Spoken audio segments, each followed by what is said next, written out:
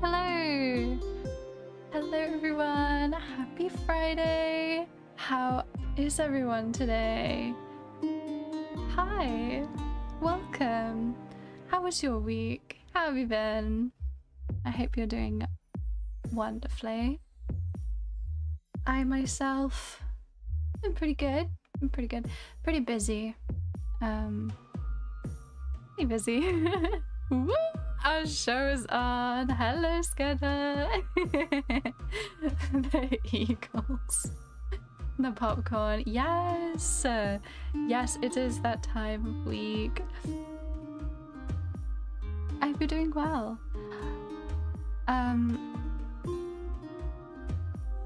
Yeah, not much has happened to me this week, but I have been to the dentist, which, you know, boring for most people to hear about, I'm sure, but for me, I was very, very brave because I'm quite frightened of the dentist. They might take all my eye and teeth out, you know. But anyway, let's get right into it, shall we? Because we've got a lot to do. This week, I'm working on some splash art. Because I was so busy during the week, I've been focusing mainly on, you know, in my personal time, I've been drawing this animatic that I posted today. So I've not actually worked on this, so this is what we're going to do today. Hello, Daro! Evil dentists. How are you today, Daro? Yes, very evil dentists. Quite hilarious, actually, that I'm so afraid of the dentist because I've never had a bad experience. It's really silly, actually. It's really silly. It's really irrational, my fear of the dentist. I've never had anything go wrong with my teeth. Never had a bad experience, and yet, it's quite funny as well because I feel like it's probably the fear I have that most people would agree with, you know? They say, oh yeah, that makes sense. So that was my week. Half of my week was being nervous in the lead up to that, and then the rest of the week was just, I don't know, recovering from my terrible experience. And I have to go next week as well. It's terrible. But I hope everyone's had a good week. Been up to much, any of you?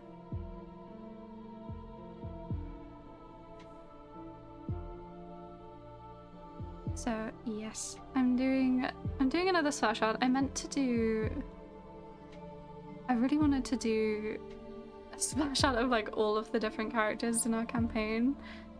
You know, I did one of Senno and Bran. I did one of Senno and Bran and Grimhilda. I did one of Perrin and Sylvanas. And I meant to, you know, draw the other characters. But I've just never gotten around to it. And now Bran's dead, so I feel like I have to, you know, I have to make a new one. I have to make a new splash art that fits with Senno's current vibe, which is angry, I suppose. Angry, grieving.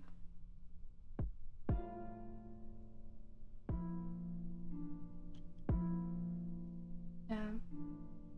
And that's really messy. I kind of love that.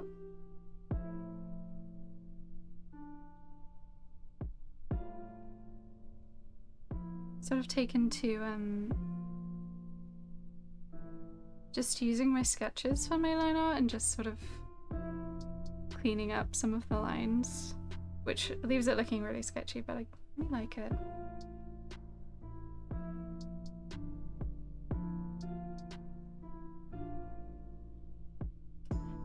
Pathfinder next week. We're going to do some quick shopping and then temple at last. Eee!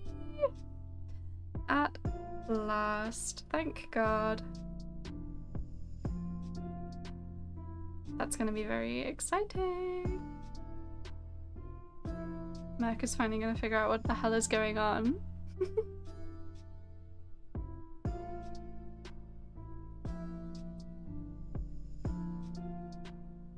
Our last D&D session, we broke in to that fancy manor house, and we found the old lady.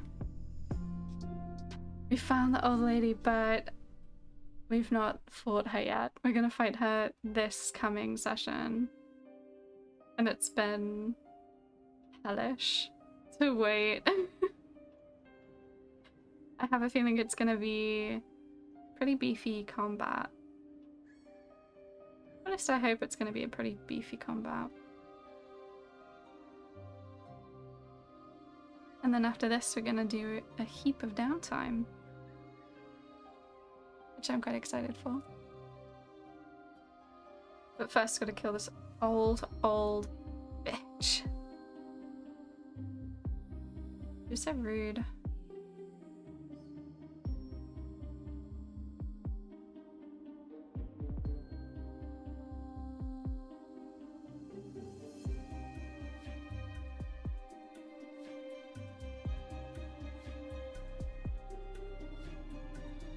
Oh, and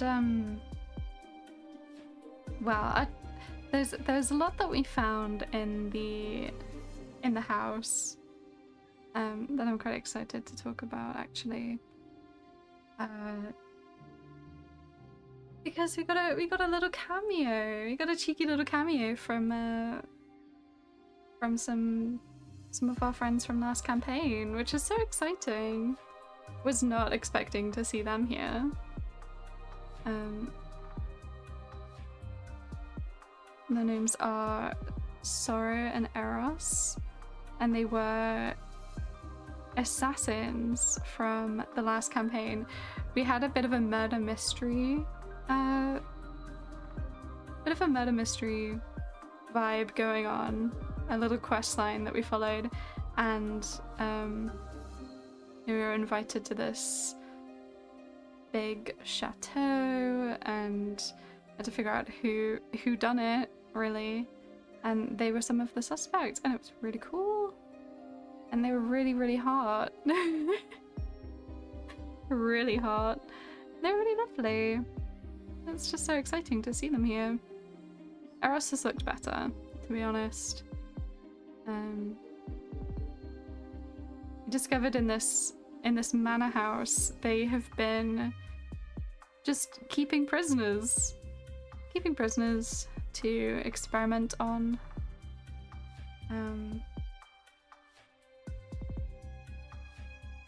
So that's fun. And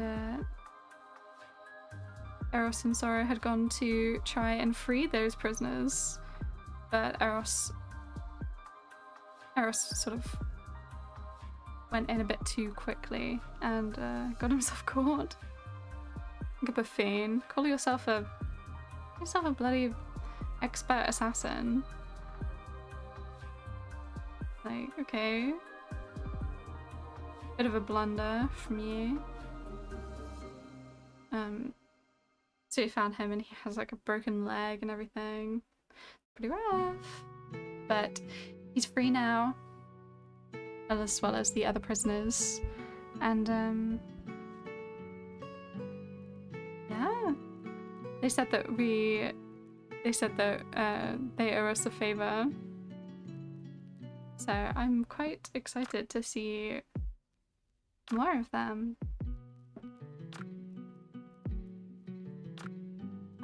Finally gonna find out how he's meant to contact / pray to his goddess, as well as most likely officially take an oath. DM also told me a sneak peek that he has a story plot for Merca that's gonna go really well with his change from Warlock to Sanguimancer archetype. Oh, that's so exciting!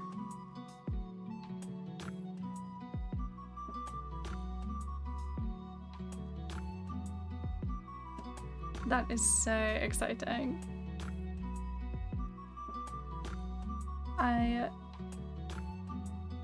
I love to see different characters' story arcs sort of come in.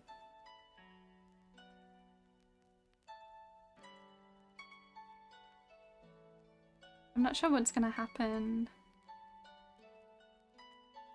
I'm not really sure what Senemirin's story arc is going to be or going to entail. I mean, a large part of it was this whole Greyveil plot, but you know, if this really is where it ends, then you know, we're already done. But I don't think this is really Senno's story arc at all. I definitely think there's more to this. And there's more to her.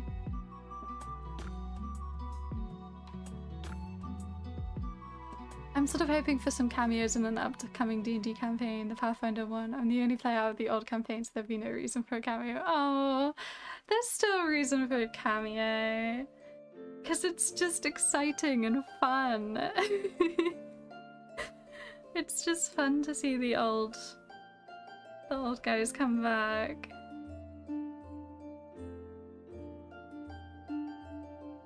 Oh, it was just so exciting to hear the description.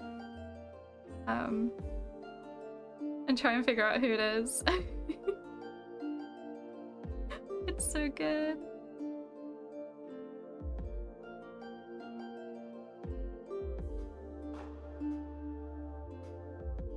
I was gonna say, it's been a long time since we've had a cameo, but it actually, I mean, our beloved Paladin Aramis began as a cameo before he became a full-fledged member of the Tavern Smashers. And then of course his friends from the previous campaign were also a cameo. But like I got to play them. I got to play Godred again. I already knew it was happening before it actually happened.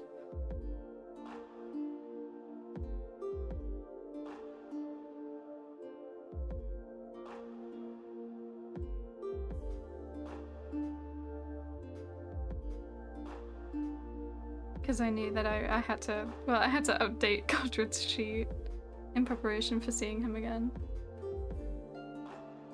And that one was quite funny because no one else in the party knew those people. So just like, who is this? Who's this Dragon Ball?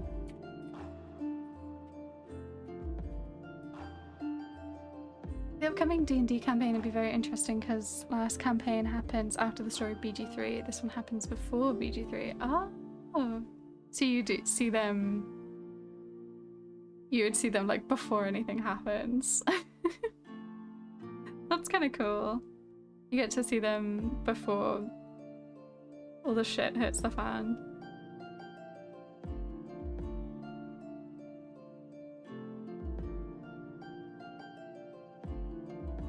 So it's technically a chance to see young versions of our PCs as a cameo. That's so cute. I love that. That's almost more exciting to see them before anything terrible happens. To get reference for Senno's outfit.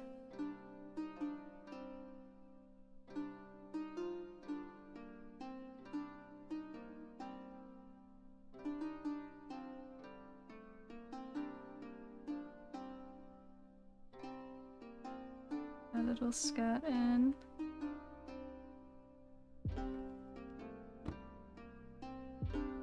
It's quite a short skirt, I gotta say.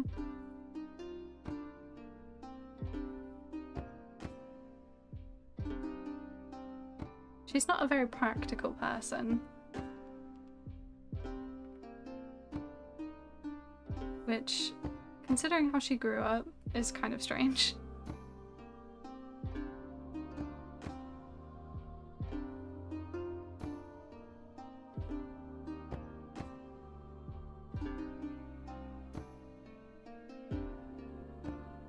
think you would kind of assume that she would wear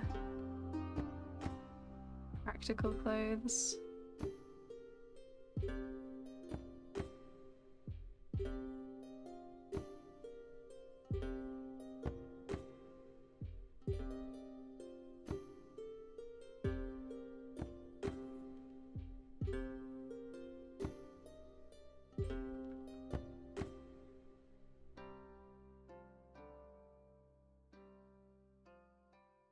I guess that's the fun thing about being a wizard. You don't have to wear armor, so you can just hang out in your clothes. You can just hang out, wear whatever. And for some reason this is what she chooses to wear.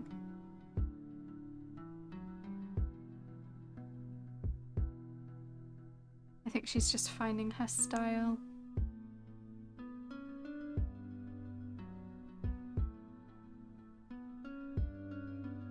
Because this definitely isn't what they wear in the clans.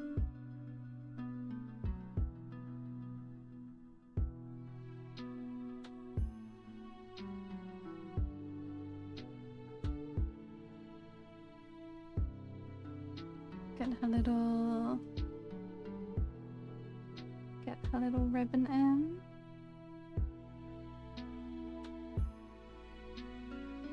Oh, her little brown ribbon.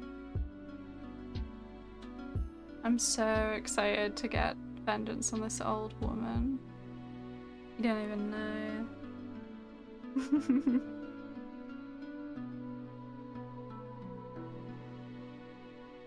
And these little ribbons in.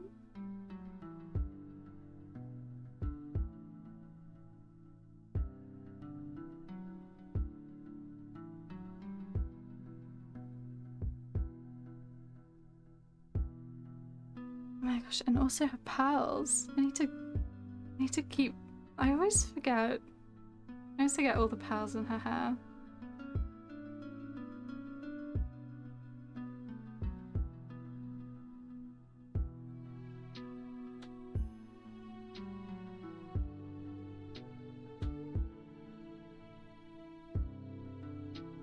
One good thing about the previous campaign, Roland was canonically owner of Sorcerer's Sundry, so we got to meet him and get some help from him. Oh, that's so cute! I fucking love Roland. Honestly, I love Roland. He's so mean. He's so mean, but like, you know, he's just being a little grouch. He's just being a bit grouchy, like. I don't know, I just love his arc. He's just typical egotistical wizard, and then he becomes, you know, he acknowledges that he needs help and develops a backbone and, you know, all that good stuff.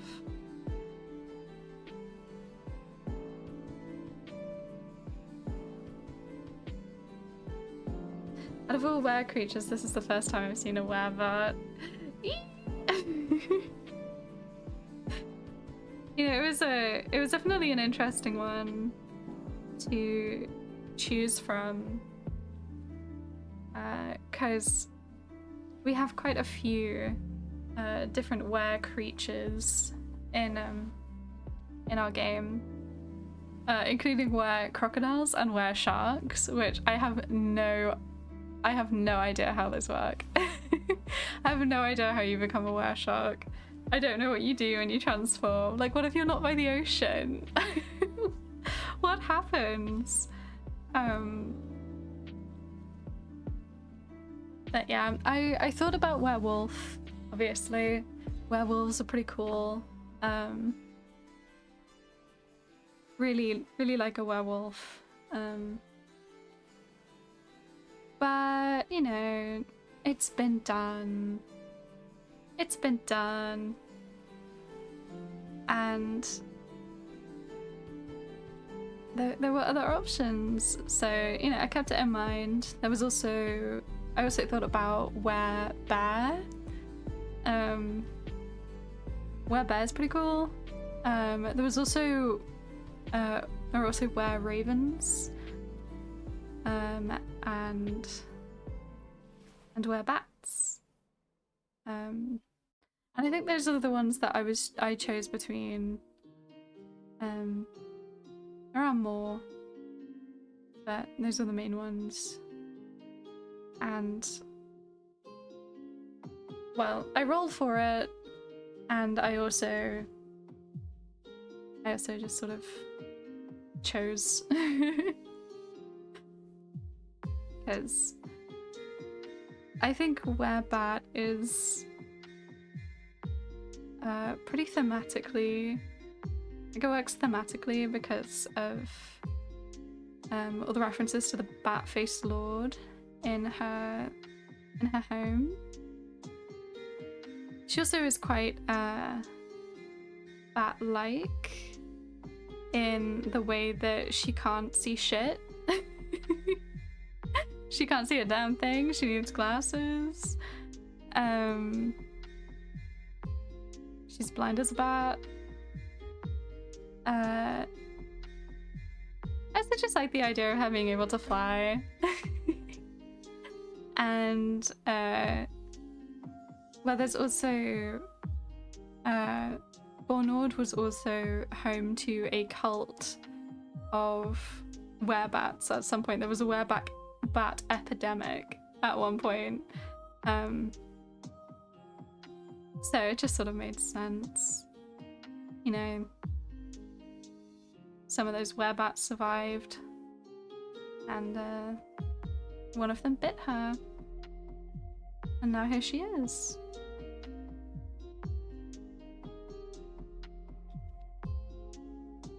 See, initially when I designed her werebat form, I wanted her to be like a proper bat, so her arms were part of her wings.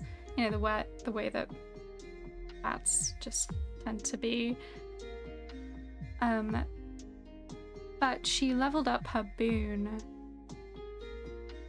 and she became better able to control herself in her bat form, which means that she's able to cast spells in her bat form.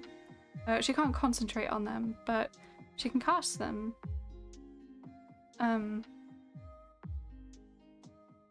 So I decided to give her arms back.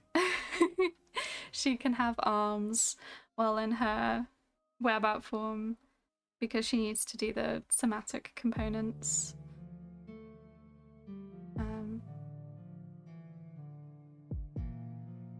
So yeah.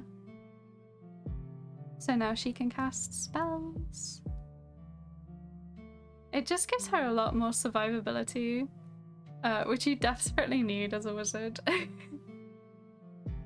Like, she's so powerful, but she's just got no health at all. I think everyone else is like 45 HP or above, and Senno's still on 38. She's not even crossed the threshold of 40 HP yet, and we're level 6. Are we level 6? Yeah, I believe we are. So, so, you know, so like, and because we have so many people playing, like we have so many characters, the foes that we're fighting tend to hit a bit harder, to balance that out. So typically, whatever we're fighting could sneeze on Senimirian and she would go down. But luckily, she is an orc, which means she can relentlessly endure. And she's also a werebat, and if she's in her werebat form, she regains health every turn. And she can also gain temporary hit points by biting people, which is fun. And if they fail a save, they also contract lycanthropy. Which is yet to happen, but I really want it to happen. I think it'd be fun. Why is... Oh. Gosh, I keep confusing myself with my line art. Where my line art is.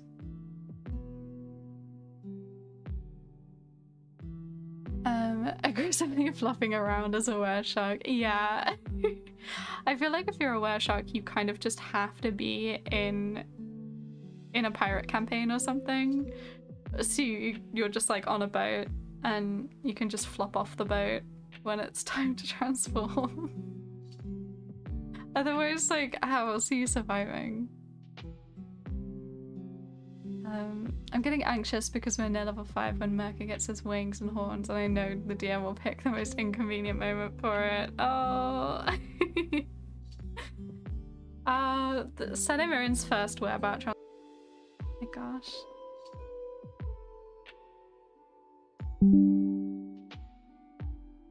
Not this.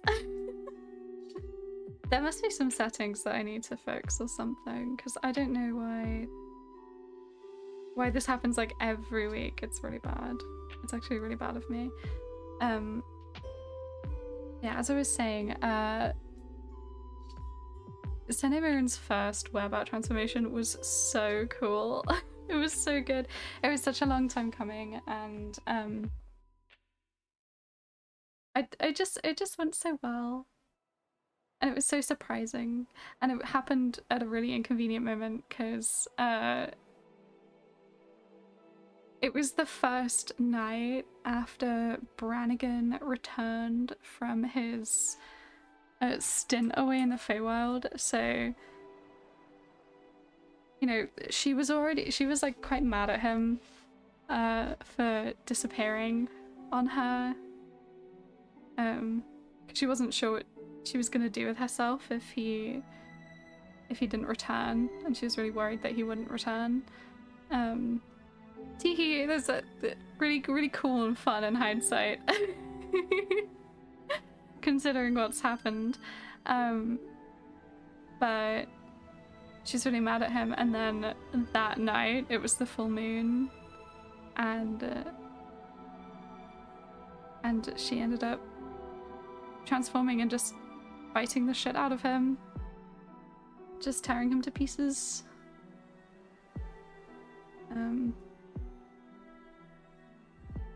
Which is good fun. Really good fun. It might have not been that actual night, but it was pretty soon after. So they'd only just like sort of kind of, well, they'd made up, and then things got awkward and weird again. As they tended to do with those two. But you know, not anymore. Not anymore. Ooh, Pathfinder numbers really go way higher. Mark has got 56 health at level 4. Eek! Well, I mean, yeah, I think some of the characters have like 60, maybe close to 70 health.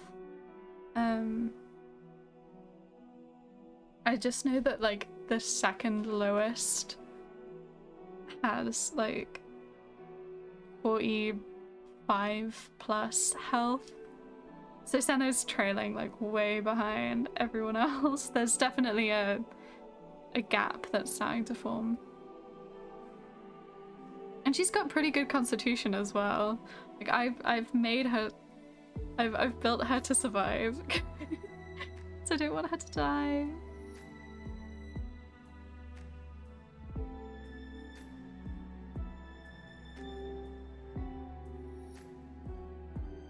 But yeah, it was so good to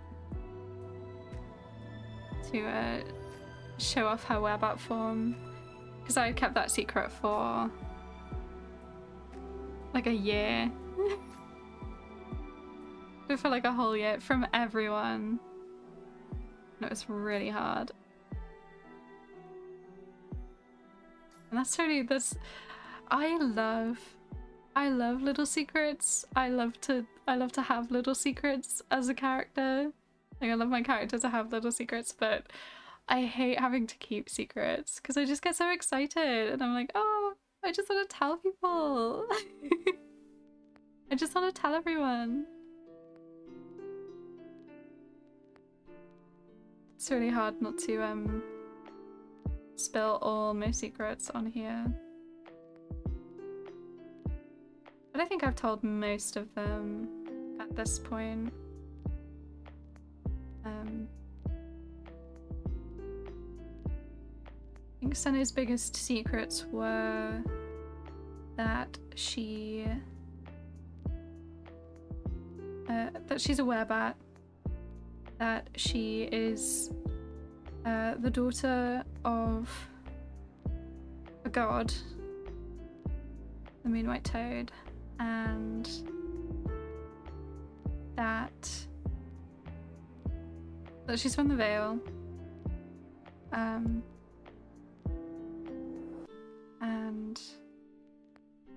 that the scars on her face, she's had a run-in with the Inquisition before, and those are like her main little secrets.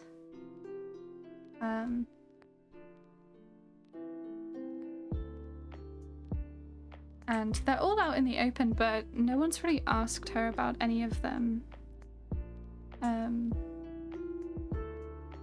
Well, she got a lot of questions about being a werebat when it first happened, which is fair. But it was kind of all just, she didn't really know that she was a werebat, so it all just, that was that. And then the rest of it is just like, no one's really asked her about any of it.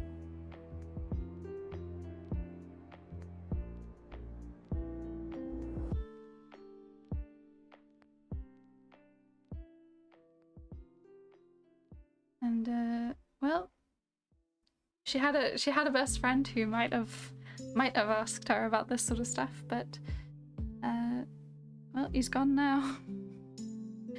She only just really got to tell him her secrets, and then he died. So and because he died, it means that she's not gonna be sharing anything else really of her own accord.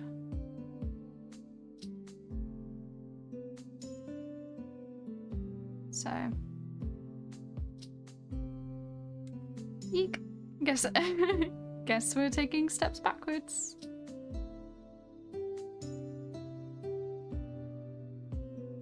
Poor thing.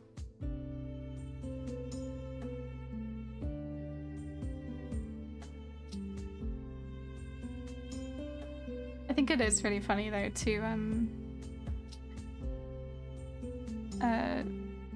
have a new character in Mother who's just like who's never heard of this guy before. He's very quickly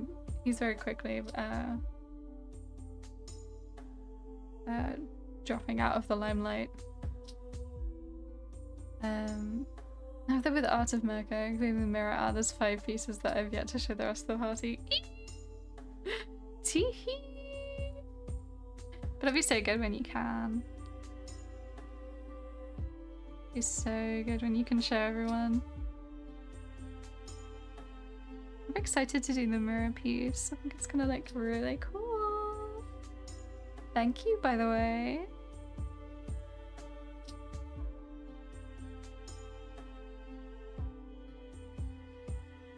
Let's get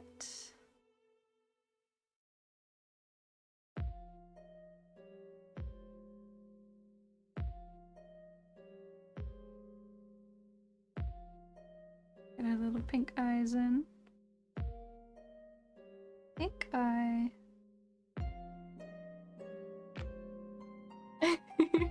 I love how evil she looks sometimes.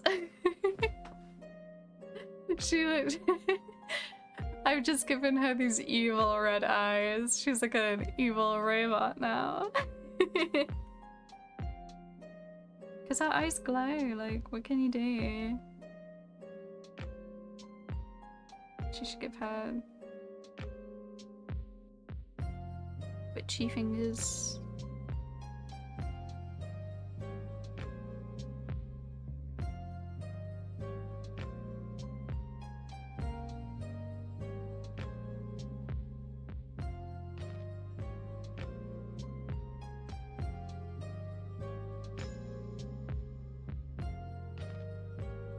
Showing Era's complete monster form to the team was so good. Eee! Oh yes, Era was very, very frightening. That would have been so cool. So hi, hello, I've been lurking since the start. I'm very invested in Minecraft, LMAO. Hi, Eleonora. Oh, I'm glad you're here. Just very invested in Minecraft. Understandable, honestly. Super understandable. We've all got to have those phases every once in a while. I've not had a Minecraft phase in a really long time.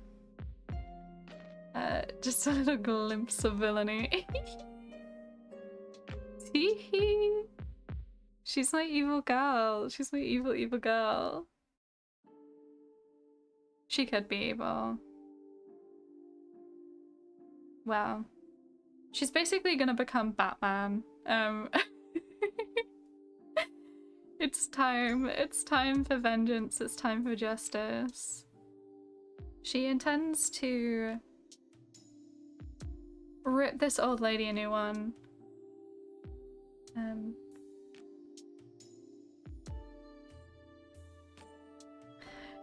She's gonna rip this old lady a new one in this coming session.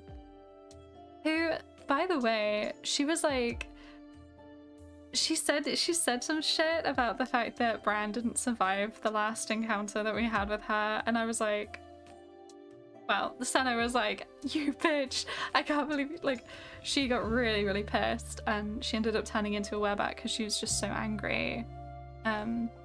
Which is the first time that I've had Senna turn into a werebat because of emotions. Because currently she doesn't use her werebat form very often. She prefers to rely on her magic. So as it stands, I usually have her transform if things are looking dire in a fight. If she's low on health, or if the one time that she was like falling, she like fell off a bridge. She turned into a werebat then to in an attempt to save herself. It didn't work. She didn't transform in time, but you know, there was an attempt. Or she transformed because of the full moon. But this time she transformed because she just got so emotional. She was just so filled with hatred and anger and grief in that moment that she transformed just out of pure rage and bloodlust. So she transformed into a werebat when this old lady was like, teehee, your friend didn't make it, haha. Which is just so lovely. And then the old woman was like, there's like a bunch of henchmen in this room, by the way, and she was like, I'll give a bonus to whoever brings me the head of this bitch. Only she didn't say bitch. So, you know, I guess the feeling's mutual. Like, I don't know what Senna's done. I mean, she threatened to drown her in shit. Because we were in a sewers. We were trying to do a little interrogation, and she kept being racist. against orcs. So Senna got angry and she was like, I'm gonna drown you. And, you know, we're in a sewer. So it's the water's not gonna be nice. But the others stopped her. And Bran shouted at her. And now he's dead. So like, what the hell, man? So I guess we'll see. This is gonna be probably the riskiest combat I think that I've ever done with Senna. Because she 100% is just gonna go diving headfirst at this old woman who is surrounded by henchmen. So, you know, she's... Oh, well, henchmen that have all been instructed that they'll get a bonus if they kill her and present her head to the old lady. So, you know, I'm sure this is gonna go well. But it's gonna be a moment. And then, you know, once the old lady's dead, I guess Senna's gonna go and start taking out the rest of the racist organization, because why not? Why start something if you're not gonna finish it? Wipe them all out.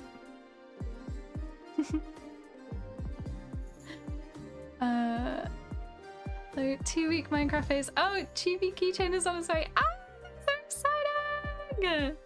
That's so exciting. Ugh, I need to purchase a Chibi keyring for sure. For sure. At some point. I just need to purchase some merch of my own characters, I think. Surely nothing can go wrong. Yes. Surely nothing can go wrong. Well, to be fair,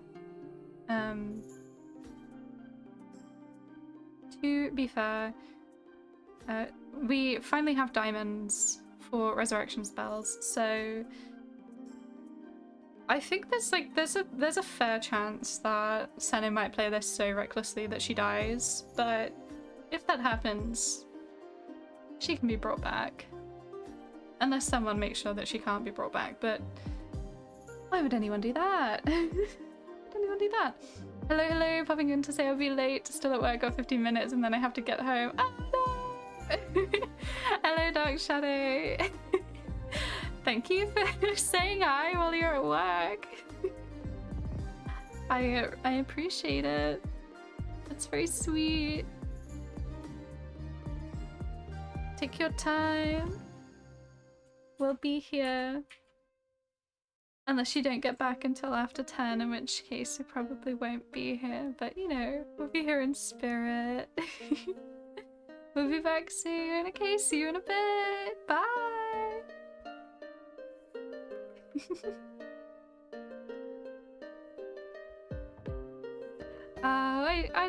I love our little group. Our little, you know, we could be a party of adventurers. We could definitely be a party of adventurers. There's not too many of us yet.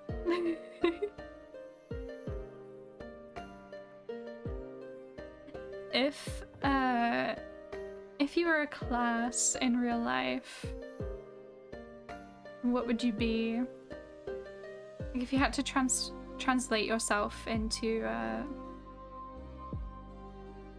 TTRPG, what class and race would you be?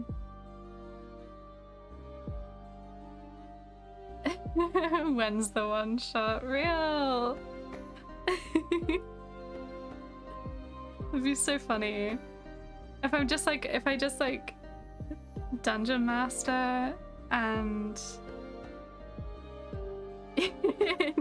and you guys all roleplay like through the chat. I feel like that would be so painful because of the difference. I could always just move on by the time you finish typing.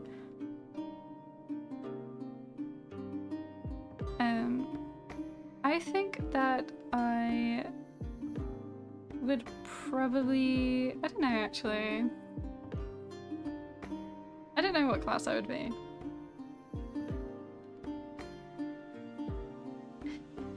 I would like to be a wizard. I think I would be a wizard.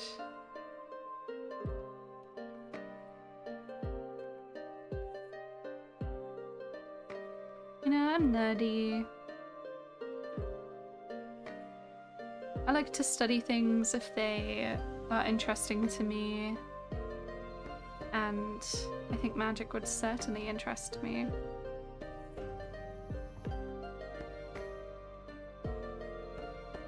I could also get behind being a druid.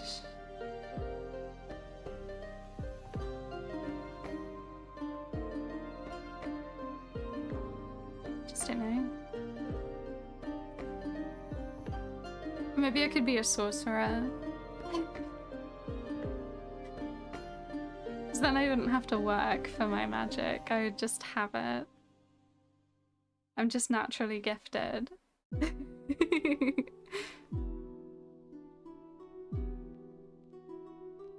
I'm not sure if my charisma's high enough for that.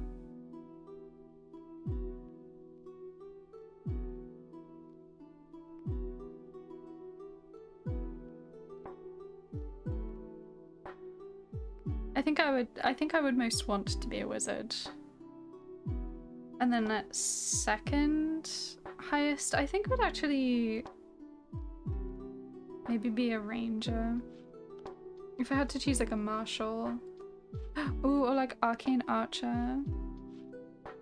If I was gonna be someone. I just like the idea of archery. If I had to take up fighting, I would try and I'd be an archer, I think. Or I'd be a magician.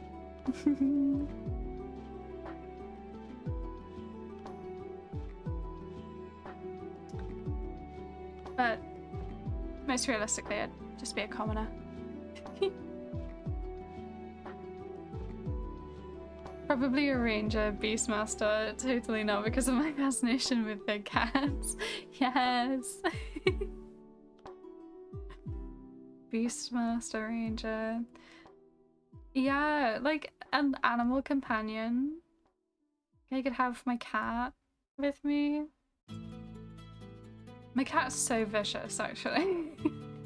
She could take on some serious foes. Like, she's crazy. It's my cat. I think she's calmed down quite a lot over the almost 2 years that we've had her. But oh my god, when she first moved in, manic. She kept attacking our legs. And mine specifically. Like every time I would walk through the living room, she would just attack my feet, attack my legs, bite the shit out of me. So then I became scared to walk through my own living room. She's not done it in ages though, but the fear is still there for sure. And she's really cute, so people who've never met her in person, they just think, oh, she's cute, how could she be evil? She can be evil when she wants to be. I'll tell you that.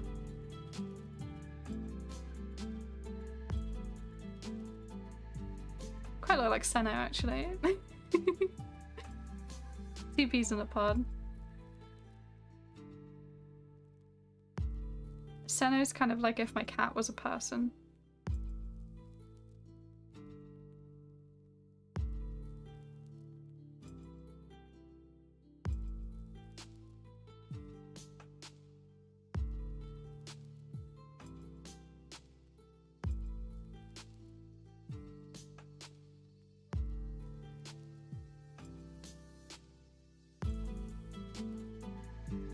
Some of the lace details in.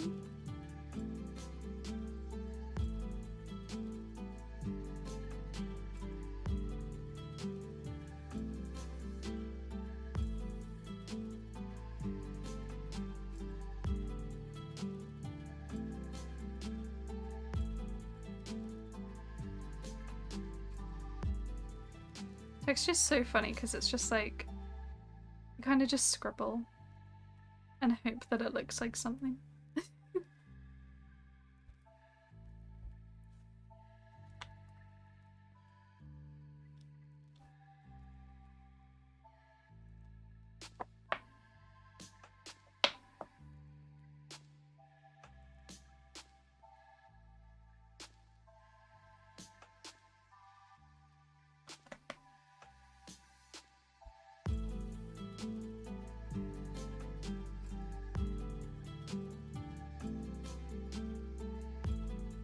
Also remembered that I have these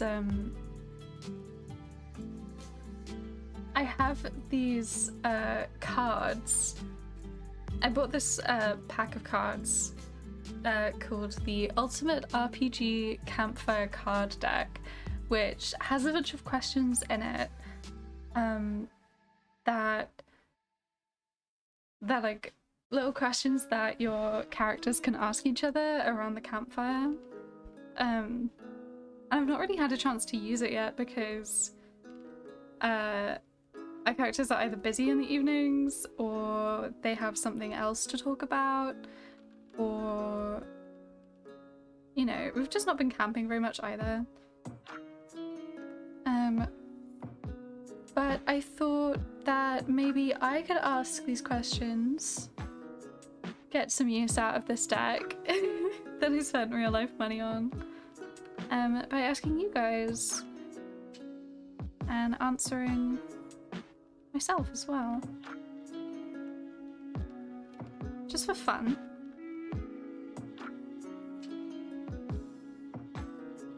Let me just pick one. Ooh. Okay. Who do you trust the most among your companions? And what have they done to inspire this trust? Such a fun one. I feel like I've talked about this a lot with Sano.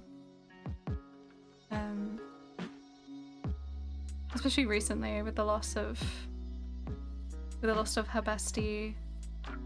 Obviously it was Bran. And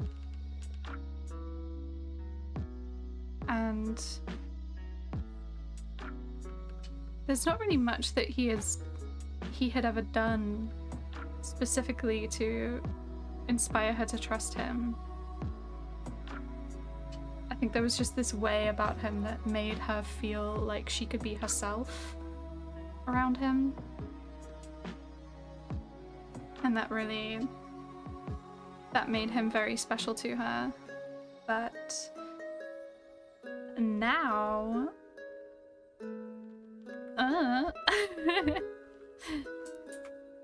now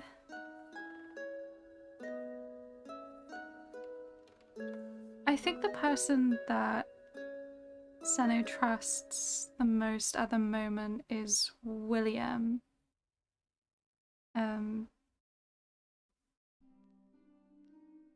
And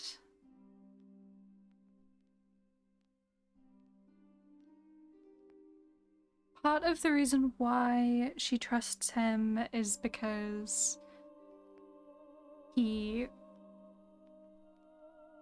agreed to help her with this whole Greyvale plot when they barely knew each other. You know, they've slept together. She's seen him naked. Also with his curse,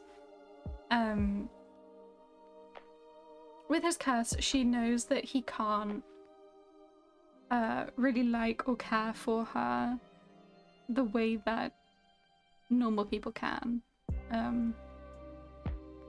which usually I feel would probably make people not want to be his friend or not trust him, but he's never pretended to care. You know what I mean?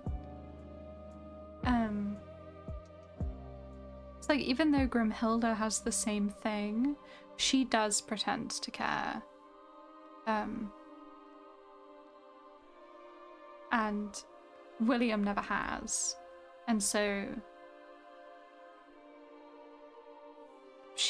I guess she just trusts that sort of level of honesty. Even though the reason why she trusted Bran so much is because he was like her. He was a bit of a filthy liar, just like her. And William is very, very different to her, and he's very, very honest, and he's very noble, and she finds that annoying, but it has also led her to trust him.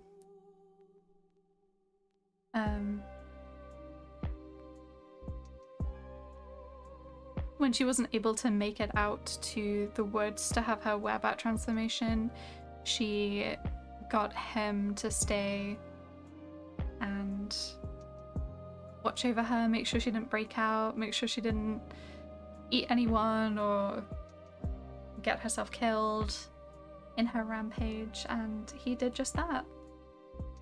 And he was really nice about it, so I think he's definitely earned her trust at this point. More than most people in the party have. Although she's getting there with quite a lot of them. Some of them are a bit, I don't know. There are a couple of chaos gremlins in the party, I think. A couple of live wires. Oh, this actually changed over the course of the campaign. Our gunslinger. Maki didn't really trust her because of her greed. That changed when she helped him recover his family's heirloom. The last thing he has that reminds him of home. Oh, that's so cute. Oh, I love that.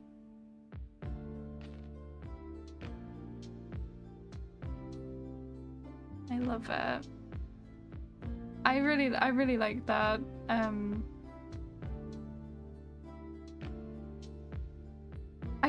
I really like it when characters start off not really being huge fans of each other and then becoming friends. So I'm not sure who the next person after Will would be that Senna trusts. I think probably Quinlan.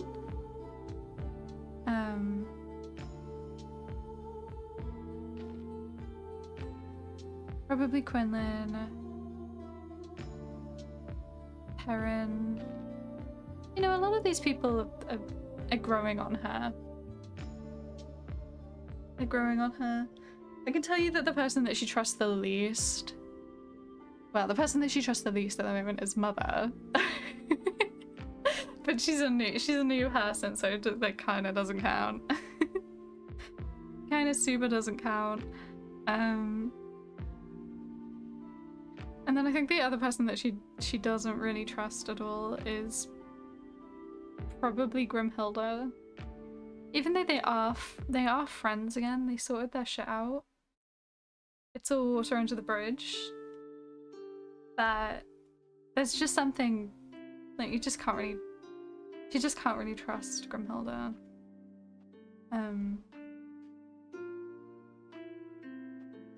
Because she's been spending so much time at the church, even though she knows, even though they had a talk about it and Grimhilda was like, oh, it's just because, you know, like I'm not part of the church, I'm just sort of using them, I'm trying to manipulate them. Senna understands that, but she can't really trust that she won't start like getting involved, you know? It's still a dodgy place to be, in her opinion.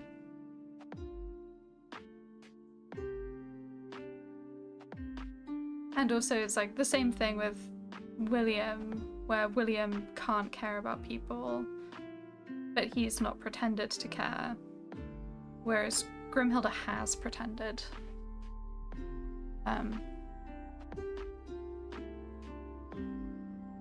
She'd gone this whole time sort of acting as though she was the same as everyone else, and then it just finally sort of came out after Bran died that she doesn't care. And it's like, oh. Okay, I'm back. Hello! Hello, Dark Shadow! Yippee! We were just talking. Well, I have this deck of cards. I have this deck of cards called the Ultimate RPG Campfire Card Deck, which is filled with questions that your character can ask each other, like around the campfire. And I just thought I'd ask a couple of these questions because, you know, sometimes I don't have much to say. Sometimes I don't have much to say, and I just thought it'd be fun.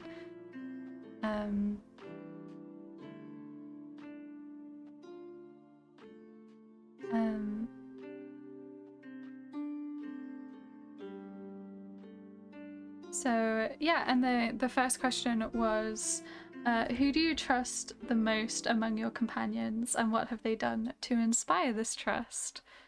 Which I know is a very interesting one for Reese to answer for sure, because he doesn't. And that's always the most fun. Then it would be our investigator and our rogue/cleric. One was always there to pick him up during a fight, and one shares faith in the Radiant Prism Covenant of the Gods. Serenade, Shaylin, and Desna. Oh, that's fun. It's nice to have I don't know, it's nice to sort of develop that bond from combat as well. Just always being able to rely on someone to keep you safe and that's really cute.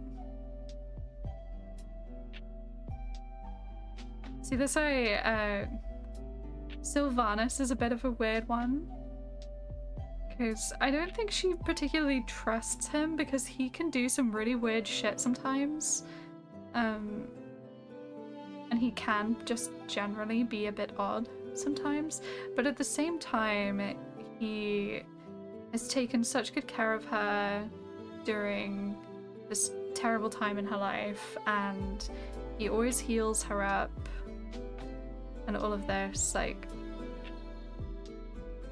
recently she like scratched herself while she was asleep, and the first person that she told was Sylvanas, and he gave her some like herbs, like a little poultice to help soothe it, and it's like, oh, it's quite nice actually.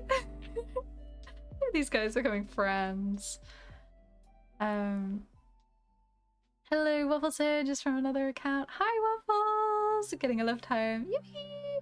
I think my speakers just gave up. They're crackling like crazy. One's like, oh no!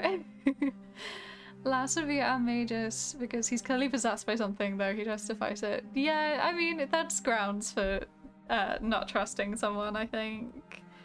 Having them be possessed. Understandable, really. It's not anything, like, personal against them, you know? It's just... like, that's a sucky situation, but I can't exactly trust you about it. Truth be told, I think Sanimirin is probably the least trustworthy person in the group. Sanimirin and Grimhilda, I think, are the least trustworthy people in the group.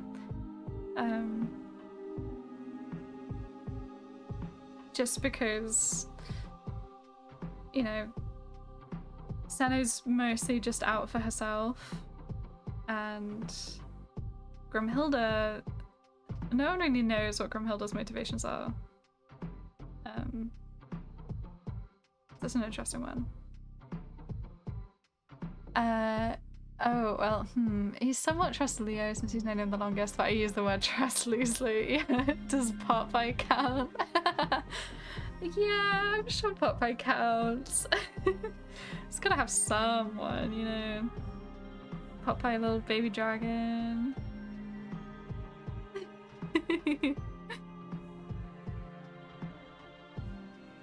Okay.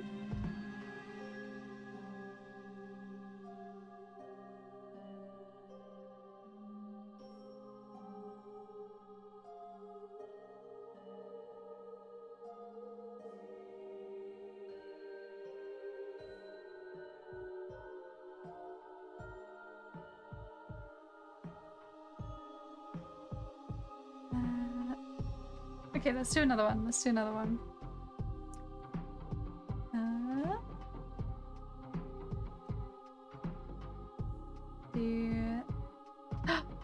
Ooh. Are there any memories from your past that you would like to let go of? And why do you struggle to do that? Ooh. That's a fun one. The trauma question.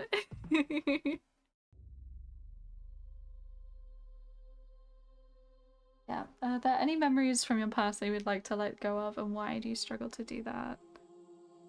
Ooh.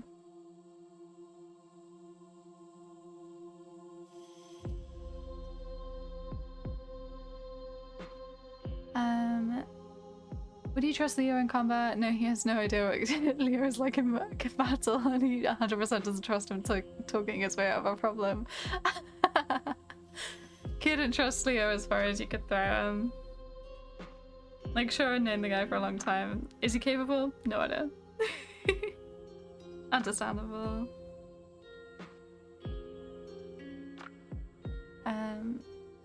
Ooh. I got different speakers. Hi guys, I need to get new speakers with the ones I'm using are drowned out, and the other ones literally just started buzzing loudly and only started playing static. Yay! Oh no! Not having the best of luck with tech recently, are you, Waffles? That's really sucky. It's really sucky.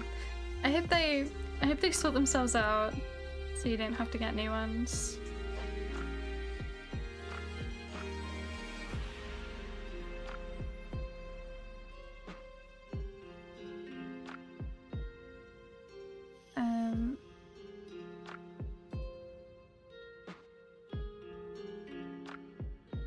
So, yes, are there any memories from your past that you would like to let go of, and why do you struggle to do that?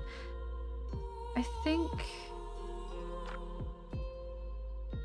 think for Senna it's probably the traumatizing experience that she had with the Drenched Inquisition. Both times. I think both times.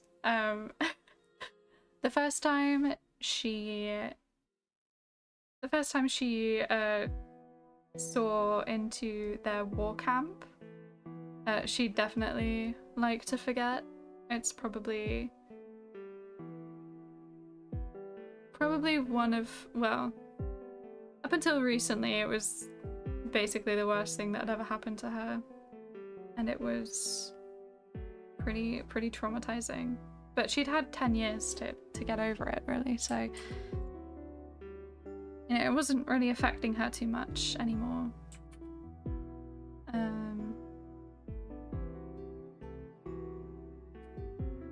But now I think probably watching her best friend die in front of her is pretty tough. She'd like to forget that. But I'm not sure if that counts. I'm not sure if that counts because that's pretty recent. I think actually the thing that she'd most like to forget is the fight she had with Corey Rash.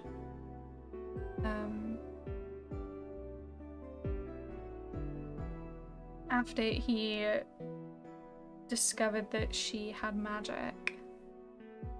It was a very, very nasty fight, and it resulted in the end of their friendship. And, you know, some very harsh words were said. And she lost a friend from it, so I think she kind of liked to forget about that. I'm sure it keeps her up at night.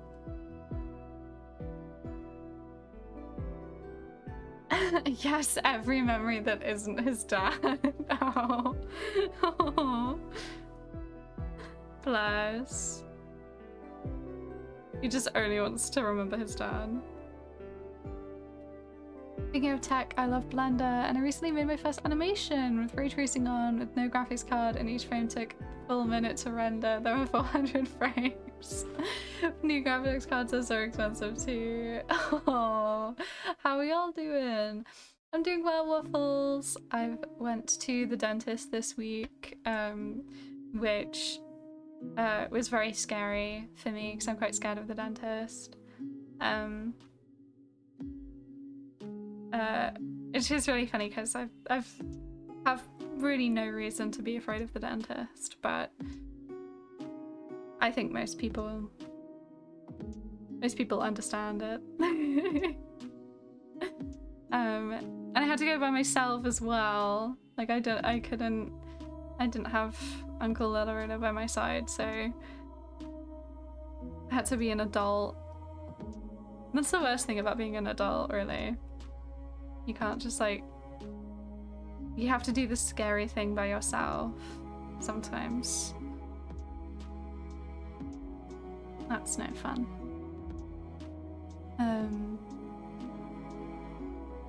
But that's really cool, Waffles, about your animation. I'm glad you're having fun with Blender.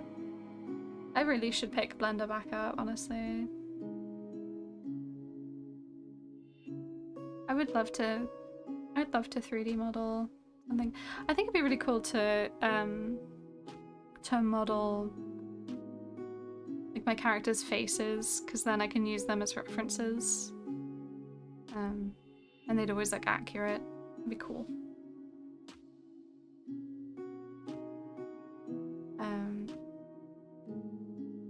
Probably Merca's time spent in the Flaming Ridge, his years of cruelty. He probably can't let it go because he still has nightmares about those times. Oh. Thinking about these questions with some with error in mind, because Beatrice is literally just some woman from Seattle working off Alicia LMAO. She's just a girl.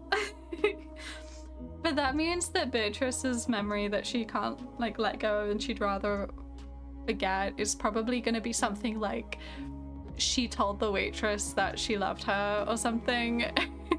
Or like called someone mom, or like had a really awkward, embarrassing moment, like pissed herself at a party or something.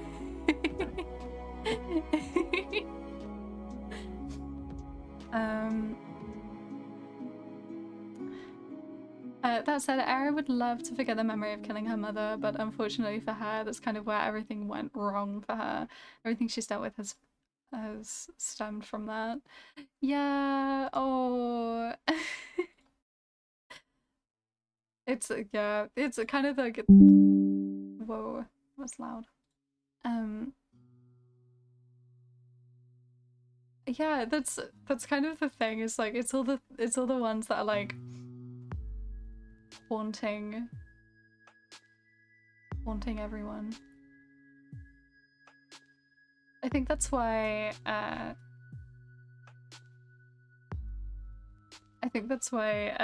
Senna can't let go of her memories of the Drenched Inquisition, because the Drenched Inquisition are everywhere. And also they just killed her friend. Like, it's kind of hard to forget that. Like, it's all coming back up now.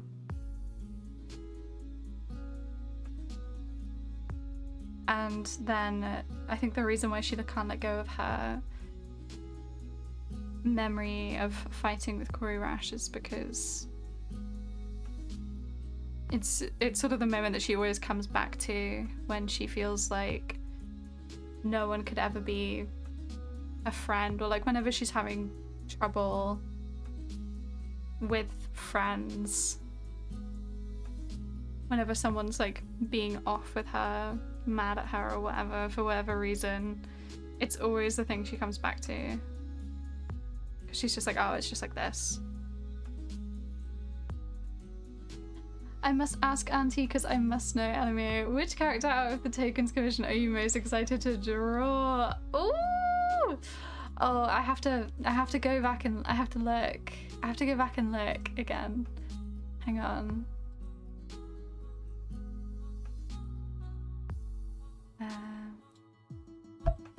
It's a biggie. Let me go through and have a look again. So I need to know what their names are. Oh.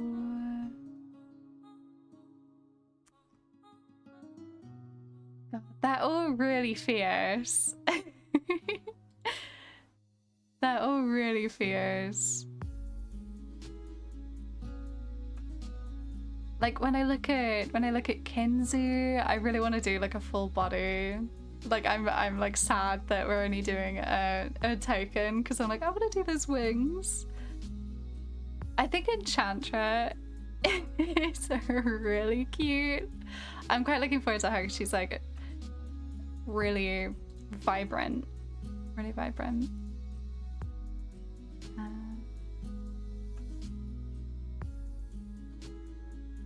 Obviously Reese, because stinky boy.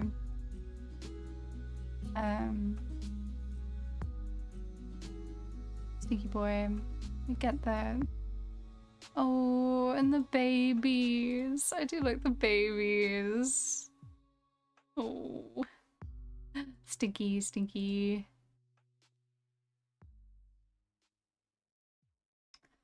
Oh. And fucking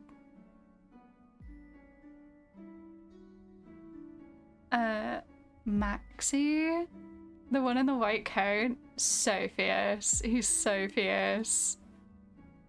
Adore. Oh, it's hard to pick one. It's hard to pick just one because they're either really sexy freaks, like sexy slay men, or just deeply fierce, colorful, vibrant designs. Like Magnus, they're all just so cool. They're all so cool. I will say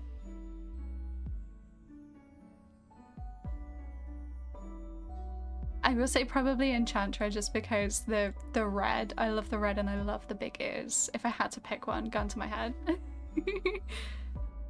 If I had to pick one, gun to my head, probably Enchantra.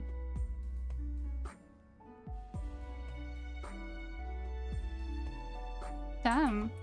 I didn't realize how rendered. I kind of just like zoned out. I just been vibing and I zoned back in and I'm like, oh hang on. Now that I like took a break to look at something else, I've come back and I'm like, oh hey, hang on.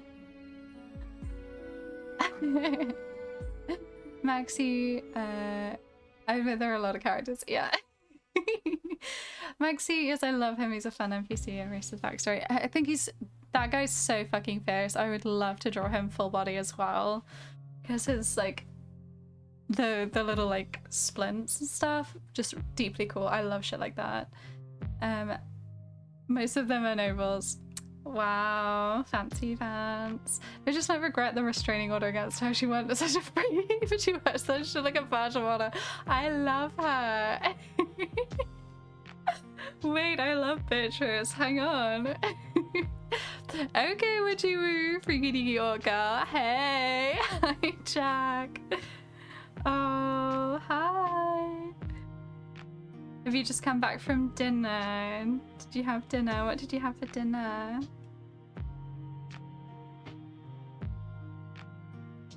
How y'all doing? Mixie has a water genasi bodyguard. Oh my god.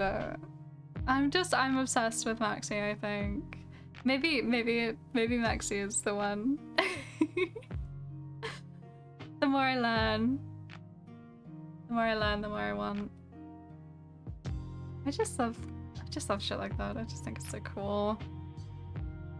Also genasi, love. I had dinner and watched The Burbs, the new show with my girl Kiki Palmer. I love it. I do really like Kiki Palmer. I don't watch that much stuff with her in it, but whatever she's in, she slays. She eats. She ate.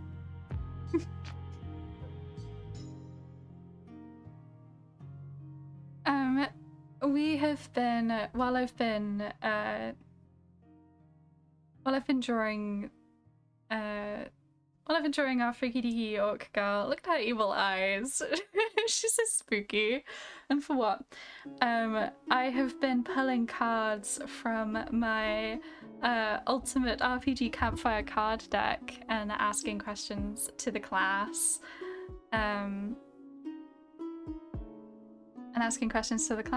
Just because I thought it'd be fun.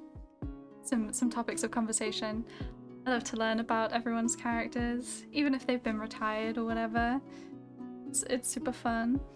The first question that we had was, who do you trust the most among your companions, and what have they done to inspire this trust? I'd love to hear what Mother thinks. I'd love to know who Mother trusts the most. Out of everyone in the party. Her like third or fourth day here. And then the second question was, are there any memories from your past that you would like to let go of, and why do you struggle to do that? But I think that might be a little bit too spoilery, so you don't have to answer that one. Yeah, I know it ain't the stallion, you know it's your girl. She never misses. Love it. Oh yeah! Should I pull another one? Ooh, which companion have you been angriest at, and why? Ooh, that's a fun one. That is a fun one.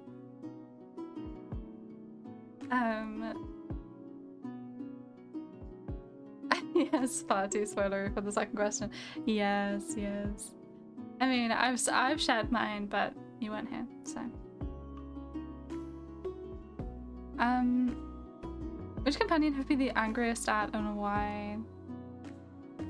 I think for Senna, that's a pretty tough one, because she's been angry at a lot of. She's had beef with everyone. She's had beef with everyone so far.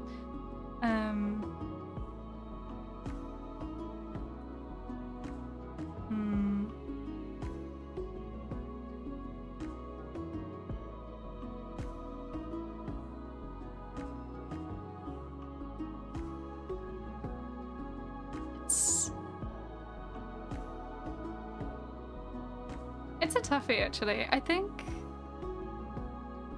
I have to say that probably the person that she's been angriest at is like actually Bran.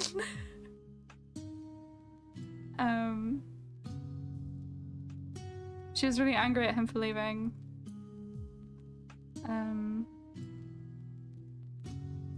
And she's very hurt when she shared stuff with him and then he like stopped talking to her.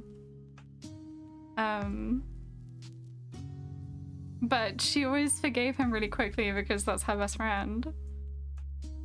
And you know, she's really angry. She's really angry at him for dying. She's pissed. Not Bran and gone. Damn, double homicide. Yeah. But she always forgave him. Second, I mean, and if we're just going for people who are alive, she's pretty. I think the person that she was angriest at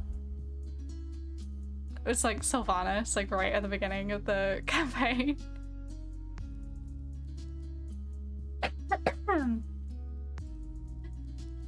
Oh, I know, Senna, I know the feeling. Yeah.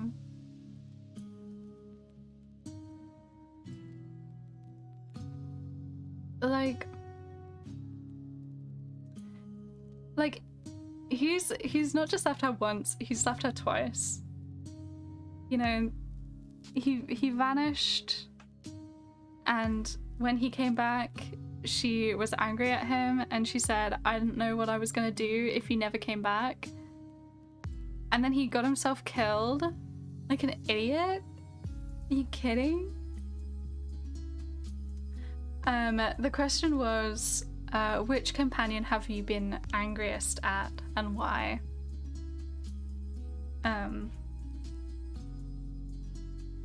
So, angriest at Bran for leaving, Bran for dying, or Sylvanas, because in the first episode he was really racist towards her, or like he basically he said that her people were weak for allowing their goddess to be taken and bastardized by the humans, which is just a bit out of order, really, a bit unnecessary, and it just took her quite a while to let that go. It took her quite a while to let that go. It took quite a while for her to become friends with him after that.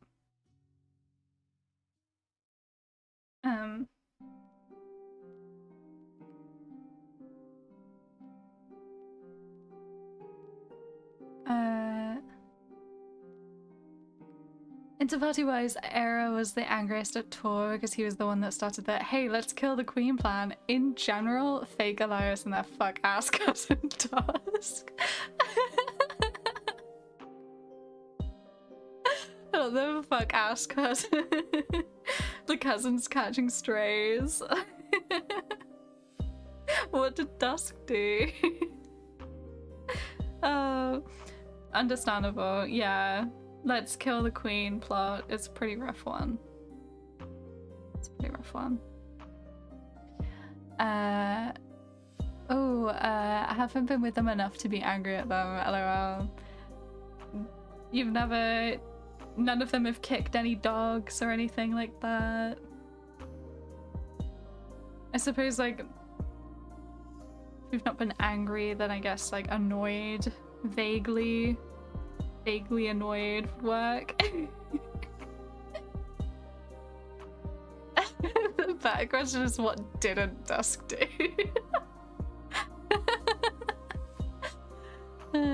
No, not in ways around Reese. I think for the party so far it was Grimhilda, and that's solely because Grim asked for help and then lied to her face. Oh. Yeah.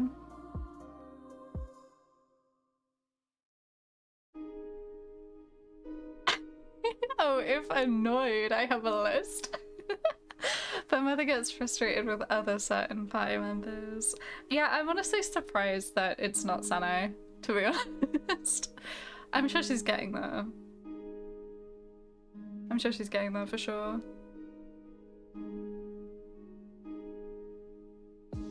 Sano just pushes her luck with Mother, I think. She's got to take out her anger on someone, you know. She's angry at Bran, but she's got nowhere to put it. She can't be angry with him. He's dead. She can't yell at him. She's gotta yell at someone else. And hey, here's an old woman.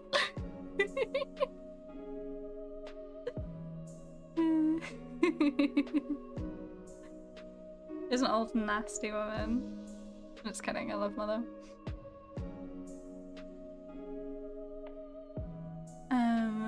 Kinsey, who's been swapped out, is the constant dick jokes at Reese. Magnus are trying to push trust onto the grate. Ugh. I suppose that can be quite infuriating for someone who doesn't really want to trust people. Having someone be like, oh, we all need to trust each other. Says who? Most notably, off the top of my head, Dusk helped set up Elias being taken by the Fae, and they and fake Elias are besties. That bitch. Fuck ass cousin.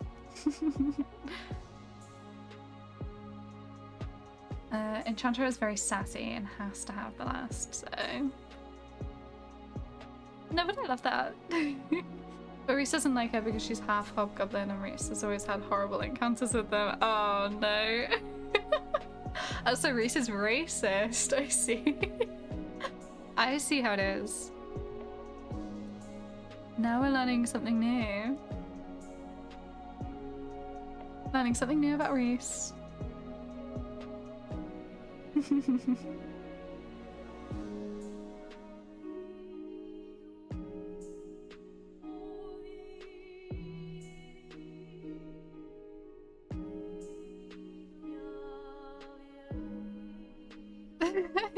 DM dressed up as Dusk for our masquerade session. I love it.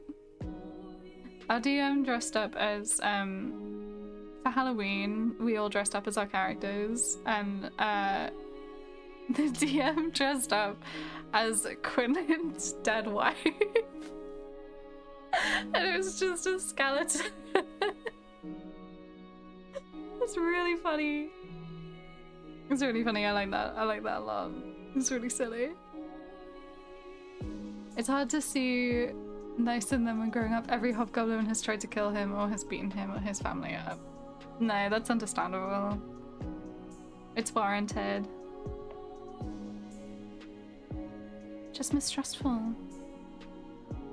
I suppose Santa feels the same way about humans.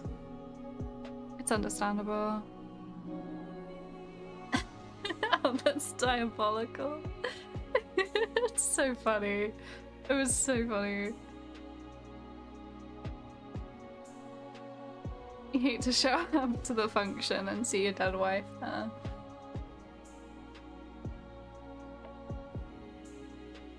I mean, at that point we didn't really have many NPCs or anything in yet, so the ones that we did have we weren't really getting along with. It took a while for William to be accepted into the party. But that's mostly because he was a bit of an ass in the beginning anyway.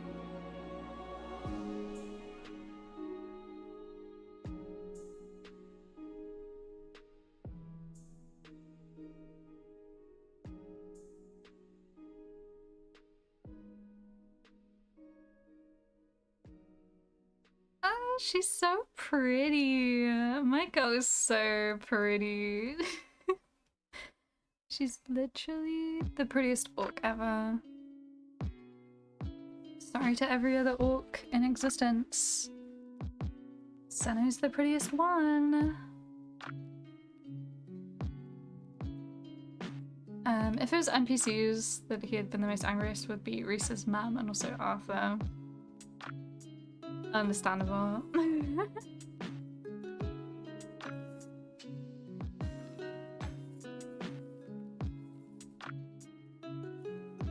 Super understandable.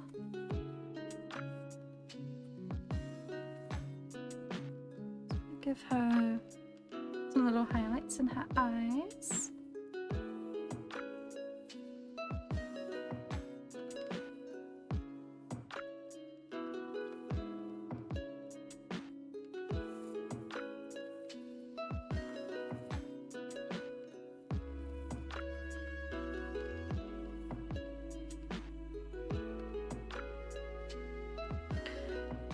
She's so pretty.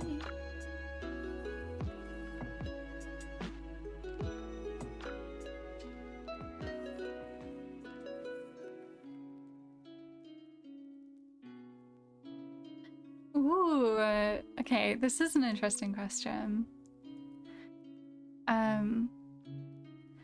What is the most critical lesson you have learned from a close friend or family member? Did you learn this lesson in one event or over time? Oh, interesting. Reese's mum only had him to possibly use as blackmail, and she made sure he knew that until they found out about his memory and they started using him to do that. Oh, poor thing.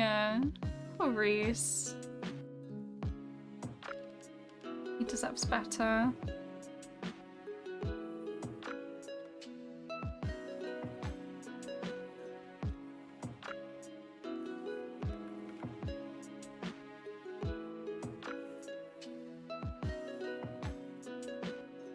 Yeah.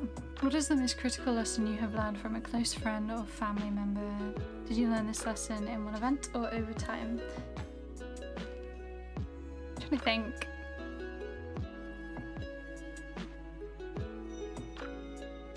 I mean, positive lessons or negative lessons?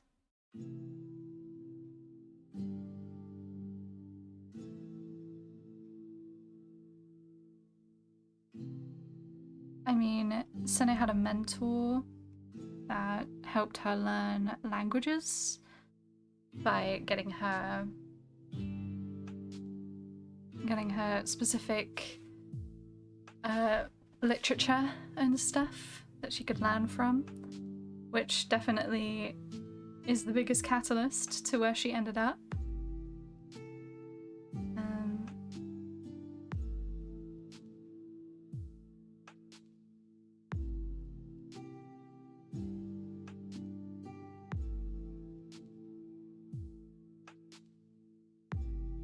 But she's also had some harsh lessons from her friends and family.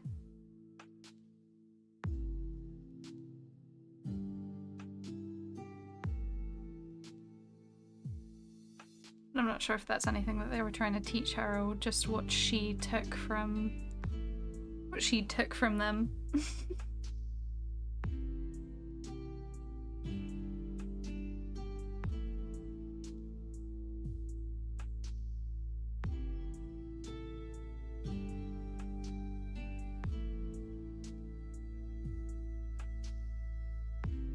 Mother learned basic medicines from her mother. There's other things, but can't reveal those. Spoilers! Ooh! Ooh!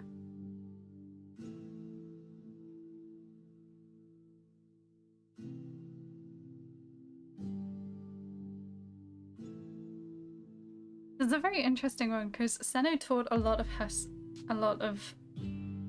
stuff that she knew to herself. She's always taught herself everything that she knows, and she's always been eager to learn in spite of people not wanting her to learn these things. She's a very self-reliant person.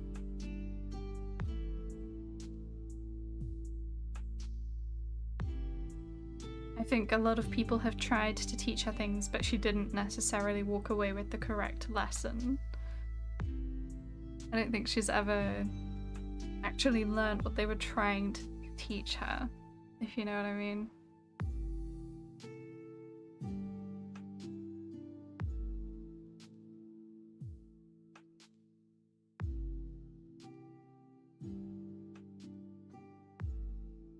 So I think a lesson that Seno's entire clan taught her over the period of her entire life is that fear is a pretty good placeholder for love. You don't need love if everyone is scared of you. And that feels pretty good.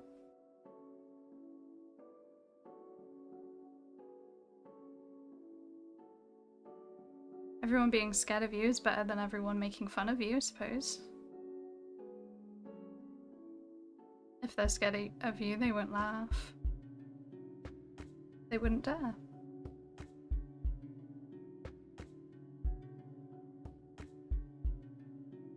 Probably the biggest lesson that she took away from living in her clan, other than like survival, like how to do most things.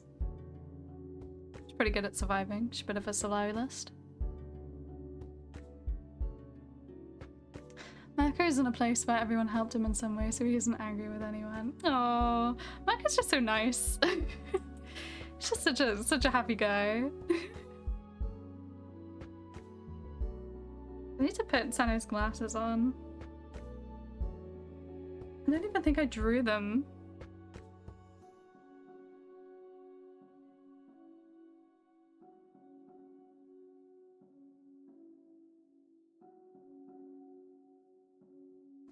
I get these fuck-ass glasses on.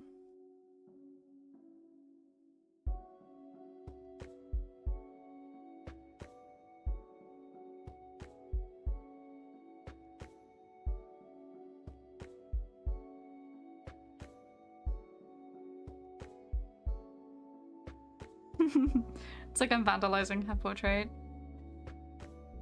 The main lesson Reese learnt was the world is selfish and most people are with you because they want something from you. Loyalty is rare and you need to hold on to that for dear life.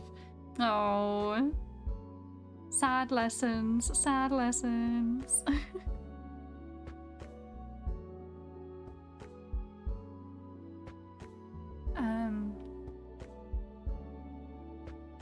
Maka got his strength helping his dad at the forge, but all of his fighting skills come from a group that he deeply regrets being a part of, even though he didn't choose this. Oh.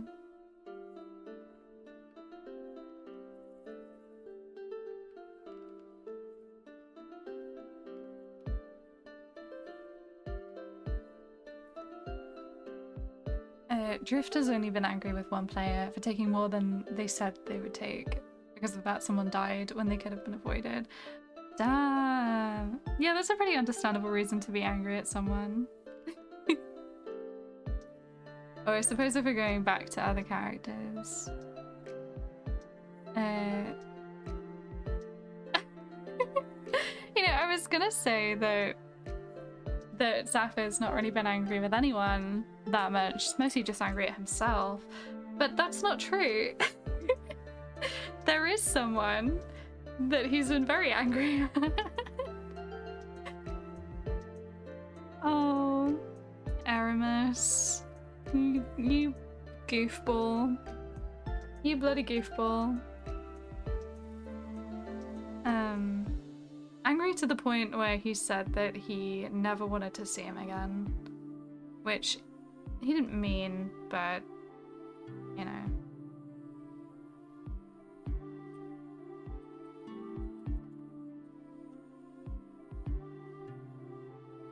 Kinda said it, can't really take it back.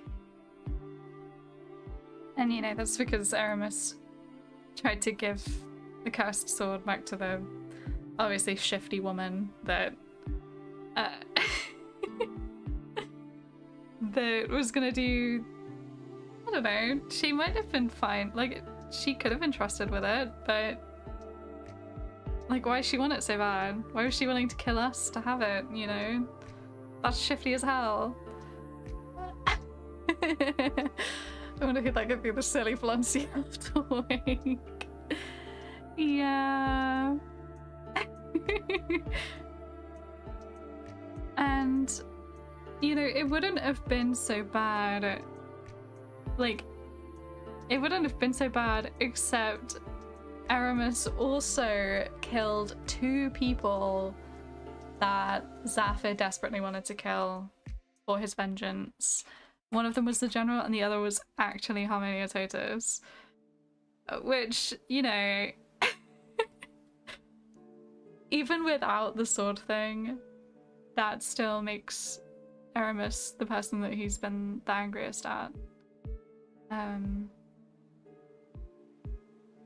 then the only other person that even remotely comes close, and it's not even like, it's not even close. It's not even close, is Eddie, because one time Eddie tried to run off and like get the drop on some Thieves Guild freaks, and ended up leading to a series of events that resulted in the death of 3 people. So Zafir was quite mad at him for that. So he's like, just fucking, like, stay put, you freak. Why did you run off? Idiot. It was kind of just like a stop being stupid sort of thing, and it's just annoyed that that led to the death of people. But but that's like so far down the list. Aramis just kept pissing like it just kept pissing him off. Like, dude, it's terrible. But Zafir's a very forgiving person, so it's like, okay. Even though his whole thing was vengeance, I got over it.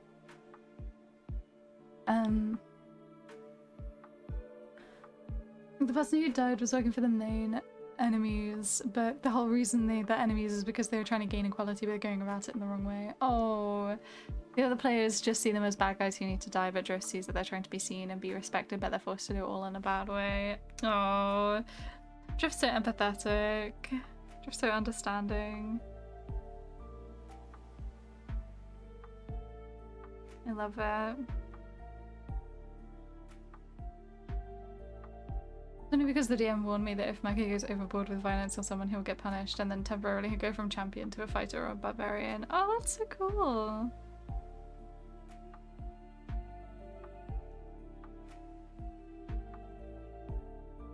In some ways, I regret that Zafir didn't go off the rails more, because I would have liked to see what would have happened if he had ended up breaking his oath or something, or like gone too far.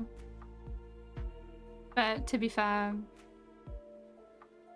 all's fair in the game of vengeance. All's fair in the game of vengeance. Anything that he did could have been vengeance, I think.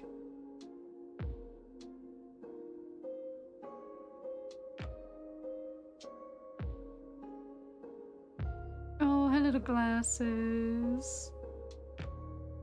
She's so cute. She's so cute. She's so cute, but she's also so evil. Look at her go. What she's summoning, what she's doing. She's about to turn someone else into a werebat.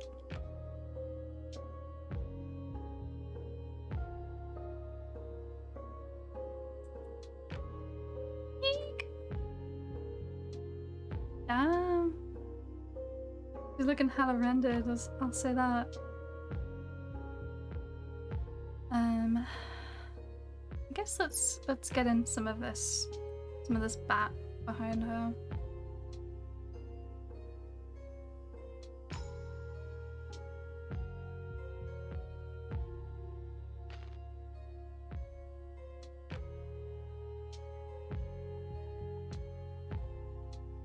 I'm so excited to go batty on this old woman.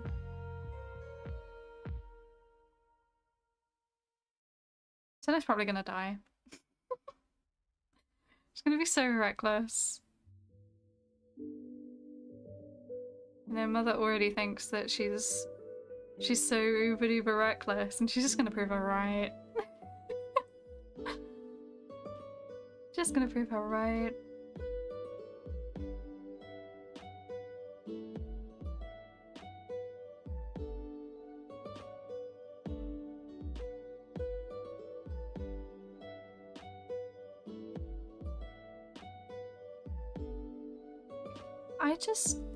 I just love when characters are on a self-destructive path. You know?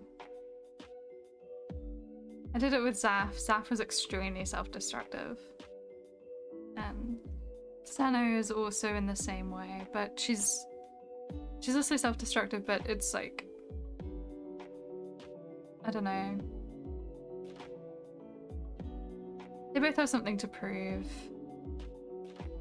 But Senna just believes that she can get away with anything. Or maybe she just doesn't care. No, Senna deserves to go off. I support women's wrongs. Deeply, yes. No, the old woman, Lady Corvina, she said, hey, in another life, we would have gotten really well. We would have worked beautifully together. And I honestly have to agree. It's the same as what I said last week. It's just Senna, or maybe the week before, that she just happens to be on the right side.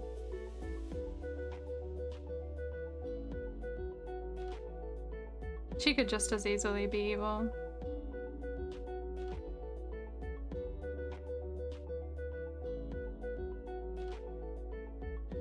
She's gonna kill this old woman, and then she's gonna start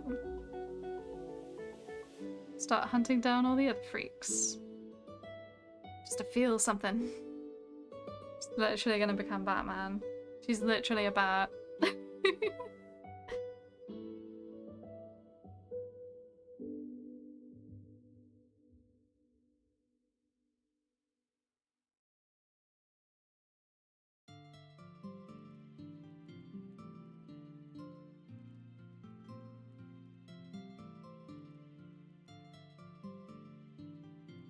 I'm also just very excited to see what happens next.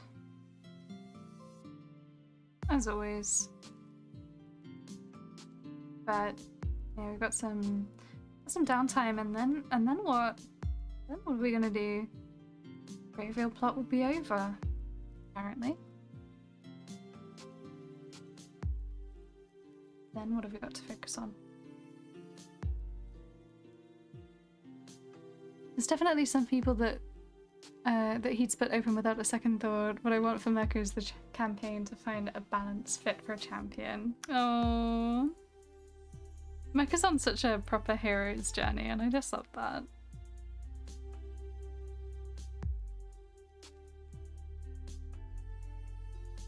I think, I don't know, I just love the journey of characters and in all regards, I think. I just love to see how they change and what changes them throughout the course of the campaign. I love to see bonds develop and fall apart. And whether it's a positive arc or a negative one, I'm super into it 100% of the time. I'm fond of characters getting worse before they get better though, that's for sure.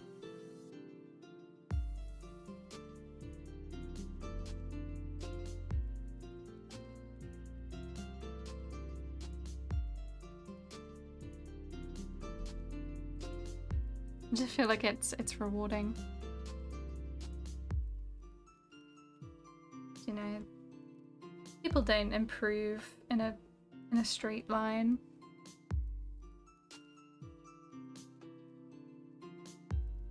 I love when this happens. I love when I I love when I color in and then I get a bit darker and then I see all of the different spots that I missed. It's always so fun.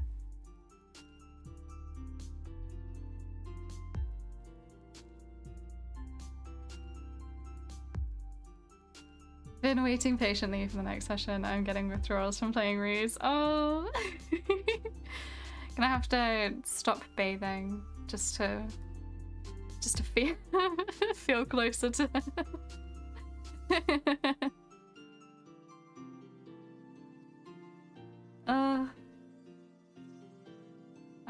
I'm excited for this combat. Combat takes so long, so it's like it's nice. It's nice to give it the time that it deserves, but at the same time, like, oh my gosh, waiting a whole week to roll initiative is rough.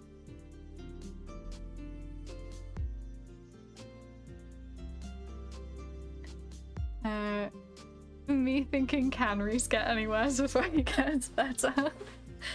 I mean, there's always room. There's always room to get worse, I think. I believe that he can.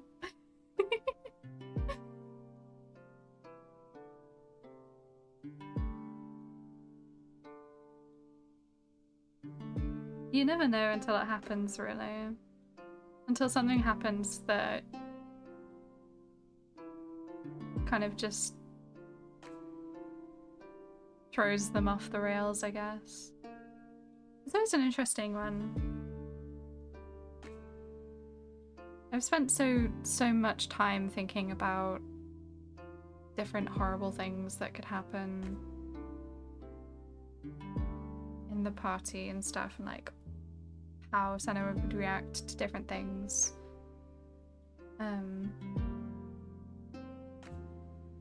But in the moment, it's always so different. And it's really fun to have a moment where your character reacts differently than you might have expected them to, I guess. you discover that they care about something that you didn't think that they cared about. And they just like get away from you. I love when that happens. Oh boy, wipe sweat from head. Oh boy, already way ahead of you. Stinking up the place. Let's get...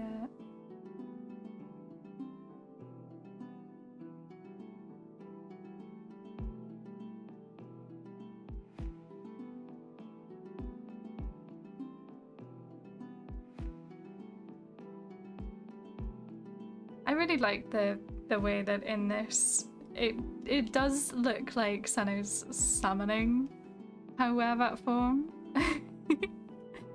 But she's not, that's just her. She can just do that. Don't worry about it. Don't worry about it, she can just do that.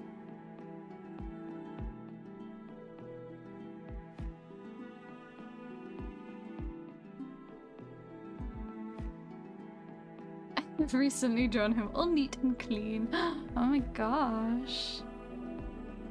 He took a bath? That's crazy. Can't believe that.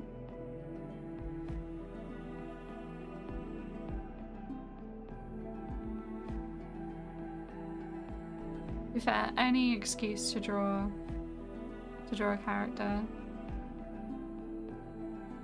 I take any excuse to draw my characters in different outfits. I love to dress them. I just can't help it.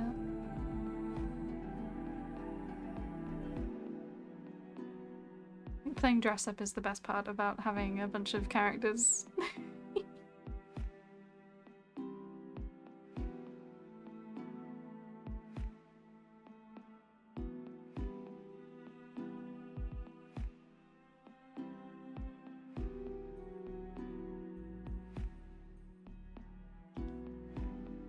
Been talking with the DM about what would happen if Reese was in a different world or was brought up differently, and I said yes, Reese would have been a bard, and that's canon now. Oh, oh, Reese would have been a bard. That's so cute.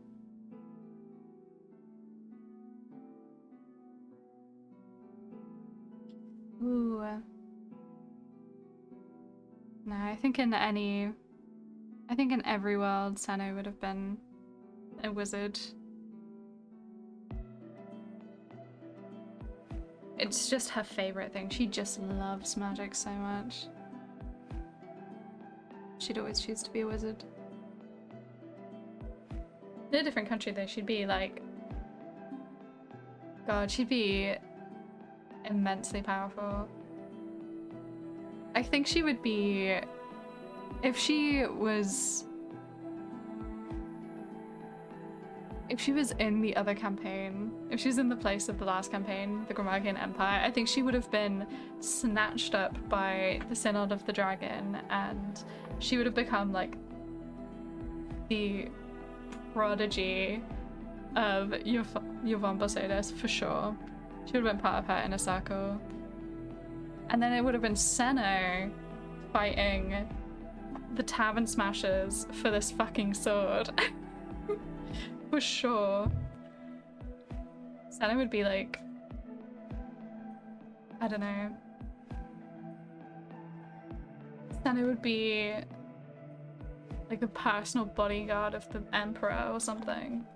Because she'd be some sort of researcher. She'd do experiments. Like she'd be crazy powerful. She is a magical prodigy. She is immensely powerful. In my mind, the only reason that she is the level that she is because she's not had the training. She's just had to teach herself. I think she is like canonically an absolutely exceptional wizard. But she's just been held back by circumstance. And she will do great things. She's an ambitious girl. But yeah, look at her! So I have this sort of like, have this layer sort of goes on top, makes things a bit smokier, I guess. Let me turn it down a little bit. It's quite nice. It just fades out the werebat a little bit. But look at that! Done all this rendering today. I think she looks really cute. She looks really good.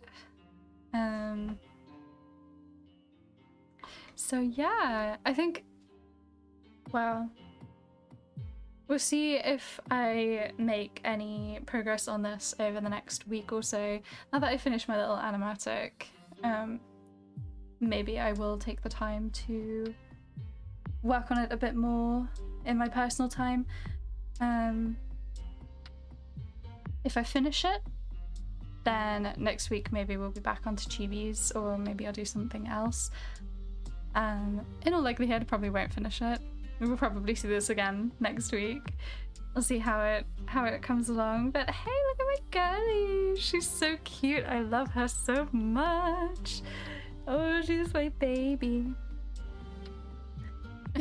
So now Reese is getting a feat where he gets vicious mockery. Oh my god, I love it. I love vicious mockery.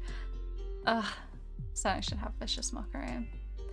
She loves to insult. Yeah. Yeah, I don't know whether I like how homogenous it looks with the layer, but obviously it tones everything way down. Do like a little, ooh, get funky with the different modes. Ooh, hard mix is fun, but we'll see where we get to. Yeah. God, this looks so good. I love this so much. Your art always makes me gasp. Thank you so much. I'm really excited. This is gonna be such a good wallpaper when it's done. I'm excited to get all the lighting effects in and everything. You know, we're only just getting started. There's some of the background to do. Wallpaper material, yes. Yes, exactly. It's gonna be hang on, it's gonna be one of these wiggly wallpaper. Hey Zaf, it's a hey, it's gonna be one of these for sure when it's done.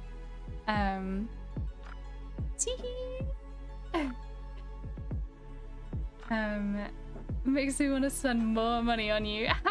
Ooh, don't do that. I would love to do more art. I'd love to do more. You know, I want to get better at smash art. I want to get better at doing like dynamic poses and like all of these funky angles. Like I quite like this one because it's sort of like from a below angle, which I'm trying to get better at.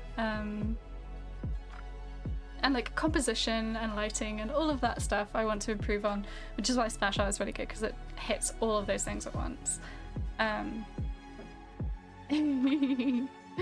Mirror art sounds like wallpaper material for Mecca. Oh, for sure, for sure. I think a nice like landscape. I could totally do it. Dara, if you wanted, I could totally do it in this like ratio, in this format, so you could use it as a desktop wallpaper. And then I suppose if you wanted to, you could do like the singular mirror pieces if you needed like a portrait wallpaper. I'll have to see what I can come up with for a smash art commission. LOL. Yeah! Bug. Oh my god. Jack, you get it. Bug. Woof woof bug. Woof woof bug. I do miss my boy Zaf. I gotta draw some more of him. I do have another splash art with him in mind, but he's in his armor. Oh no. In his armor. Oh dear, whatever will we do? Or I need to do a chibi of him. I need to have a chibi of him so I can put him in in a keychain and throw him around. That'd be great. That man has no fans, I'm dead. How dare you put clothes on him? Hey, he looks great in his armor, actually. He looks better with his clothes on. But yeah. We've got a lot more to do, got a lot more to draw. But I will leave it there. Thank you so much for joining me. As always, I have such a good time hanging out with you. I really enjoyed asking these campfire card questions. I'm listening to Eris and Zaf's playlist. I miss those voices. Stop. I listen to that playlist when I want to be sad. But with this close on, I need to see both of them. My own thoughts on that. Ooh, no, you're so real for that, Dark Shadow. I'll have to start like a Patreon at some point or something and put like NSFW stuff on there. You know, all my paper dolls without their clothes. Just for fun, just for fun. Yeah. Thank you so much for joining me, you guys. I just have so much fun, and I really enjoyed the campfire cards. I think I'll bring that back next week if you guys enjoyed that as well. Yeah. Thank you, Jack. Thank you, Dark Shadow. Thank you, Dara. Thank you, Scudder. Thank you, Eleonora and Waffles, and anyone else who has popped in or been lurking. It's always such a good time hanging out with you. Thank you so much. Yeah, glad I made it after work. Yeah, me too, Dark Shadow. Yes, take care of yourselves. Play some D&D. Have a wonderful week, and I will see you all next Friday. Bye.